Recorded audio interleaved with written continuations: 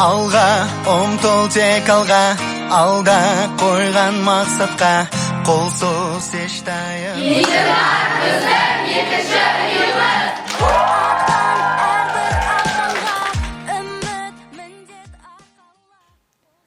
Жатақхана көптеген оқушылардың екінші үй болып табылатын мектебіміздің бір бөлшегі. Бүгінгі күні қаладан тыс немесе алыс жерлерде мекен ететін 125-тен астам оқушы жатақханамызда тәрбиеленуде. Ал мен, жатақхана президенті 12-ші F сыныбының оқушысы Нәби Санжар, бүгінгі күні сіздерді жатақхана өмірімен таныстыратын боламын. Ендеше кеттік. Жалпы 3 қабаттан тұратын жатақханамызда 33 бөлме бар. Әр бөлме 4 оқушыға арналып, оларға өзінің жуынатын бөлмесі, киім ауыстыруға арналған шкафтар және де сабақ оқуға арналған парталар ұсынылады. Әр оқушының өзінің төсек орны, жапқышы, төсегіші және орамалдары бар. Жатақхана оқушылар күніне 5 рет тағамданып, бос уақыттарында волейбол, футбол, баскетбол ойнауға спорт залдарына немесе жаттығу залдарына бара алады. Одан бөлек, біздің жатақханада күндізгі режим өте қатты жақсы сақталған. Кешкі 10:30-да біз ұйқыға кетіп, таңғы 7:30-да ұйқыдан оянамыз.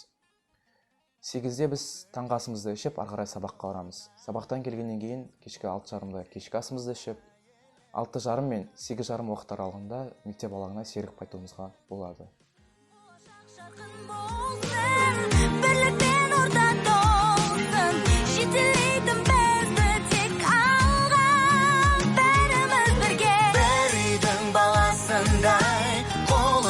Таң қалмай, жол жейміз сонда тек алға. Бәріміз бірге бір үйдің баласындай, бірлігімізді сақтай. Бұл біздің жатақханамыздағы 2-ші қабатта орналасқан кітапхана бұрышы. Бұл жерде оқушылар кітаптарды алып, оларды оқи алады.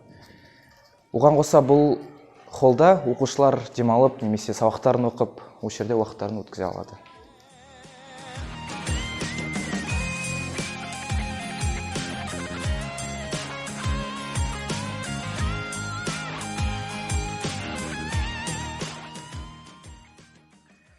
Жатақханамыздың әр қабатында өзінің тұрмыстық бөлмелері бар. Тұрмыстық бөлмелерде оқушылар киімдерін үтіктеп, тағамдарын тоңазытқышта сақтап, немесе өзінің кешкі шайын ішіп, киімдерін жуып, оларды іліп қоя алады.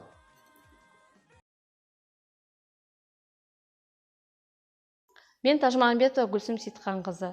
Ақтау қаласы химия-биология бағытындағы Назарбаев зияткерлік мектебінің жанындағы жатақханада 2019 жылдан бері жұмыс жасап келе жатырмын. Жатақханада балалар уақытылы сабақтарына дайындалып, уақытылы тамақтарын ішіп, және де дарынды балалармен шығармашылық бағытта жұмыстар жасаудамыз. Мен Жексенбай Әлсейіт, 12-ші А сынып оқушысы. Мен осы 9-шы сыныптан бері жатақхана тәрбиеленушісі болып табыламын. Жалпы жатақхана өмірі өте қызықты. Күніне 5 рет тамақтанамыз. Сонымен қатар күнделікті регламент, салауатты өмір салтын ұстанамыз. Кешкі тамақтанудан кейін күнделікті түрде волейбол ойнаймыз. Сонымен қатар әртүрлі қызықты уақыттар, мысалға кітап оқимыз. Сонымен қатар 3-ші қабатқа барып, барлығымыз жиналып кино қараймыз. Және бізге сағат 11:30-ға дейін уақыт берілген. Яғни бұл уақыттың ішінде біз барлығымыз тайм-менеджмент жасап, барлық уақытымызды дұрыстаймыз. Яғни осы арқылы біз мектеп өміріне атсалысып, сабақ үшін жұмыстанамыз.